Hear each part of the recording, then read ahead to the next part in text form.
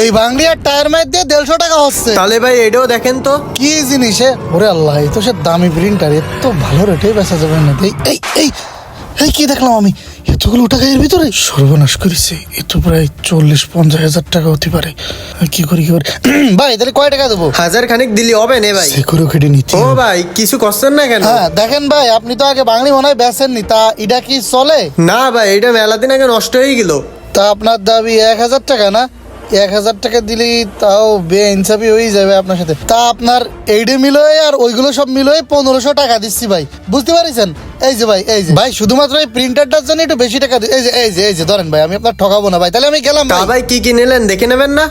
আরে না না, দেখা লাগবে না ভাই, আমার আবার তাড়াতাড়ি যদি মহাজনে ঘর বন্ধ হয়ে গেলে কার কাছে দেবো? আসসালামু আলাইকুম ভাই। ওয়ালাইকুম আসসালাম। আজকে আপনার ব্যাংকের শেষ ইএমআই শোধ করার দিন।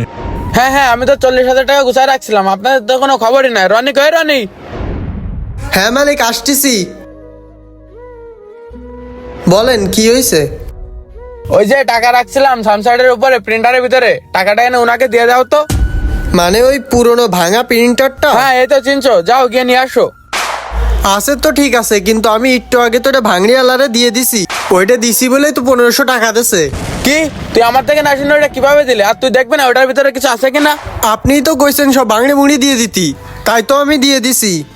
বিয়াদব, শুধু মুখে মুখে তর্ক করে। তুই জানিস ওর ভিতরে কয় টাকা ছিল আমার? আমি ব্যাংকে টাকা দেবো বলে ওখানে 40,000 টাকা গুছায় রাখছিলাম, ওই 40,000 ধরে বাংলা নিয়ে চলে গেছে। কই না তো, টাকা থাকলে তো ভাঙড়ি আলা আমারে কইতো। হ্যাঁ বাংলা তো তোমার মার পেটের আপন খেলাতে ভাই, তোমার কয়ে যাবে না টাকা থাকলে। শাকিল ভাই তাহলে কি করবেন? আপনারা তর্কাতর্কি করতেছেন দেখতেছি। আমার টাকাটা দেবেন না, আমার চলে যেতে হবে। ভাই আপনাদের টাকা দেওয়ার জন্য আমি 40,000 টাকা গুছায় রাখছিলাম, আর ওই প্রিন্টারের ভিতরে রাখছিলাম যাতে খরচ না হয়ে যায়। আর সেই প্রিন্টারও 1500 টাকা বিক্রি করে ফেলেছে, আমি কি করবো বলেন?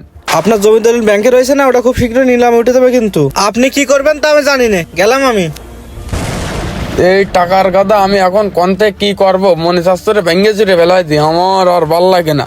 যাক, পুরনো প্রিন্টারের মধ্যেও আজকাল মানুষ টাকা থই। আজকে সকালবেলায় যে কার মুখ দেখে উঠিলাম, টাকা, হ্যাঁ পুরো 40,000ই আছে। যাক, পুরো 40,000 টাকারই বুঝ হয়েছে আজকে। রাইতে ভালো বুঝ পাইছি। আর এই এলাকায় মোট ঢোকমই না, ভ্যান কিনে ভাঙনি মাল কিনে বেড়াবো না, সাইকেল আর চালান যায় না। তুই থাক এনে, তোর আর দরকার নেই।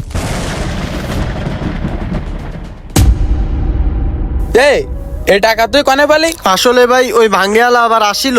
বাড়ি তো এইটাই। এই ছোট ভাই, এইদিকে এসো।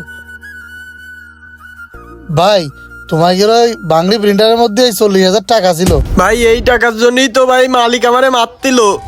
আরে ভাই, আমার একটু লোভের কারণে তোমার মাইদরও খাওয়া লেগেছে। আমি আসলে টাকাটা পাই একটা ভ্যান কিনতে চাইলাম, তাই আর কি চলে গেছিলাম নিয়ে। টাকাটা নিয়েছি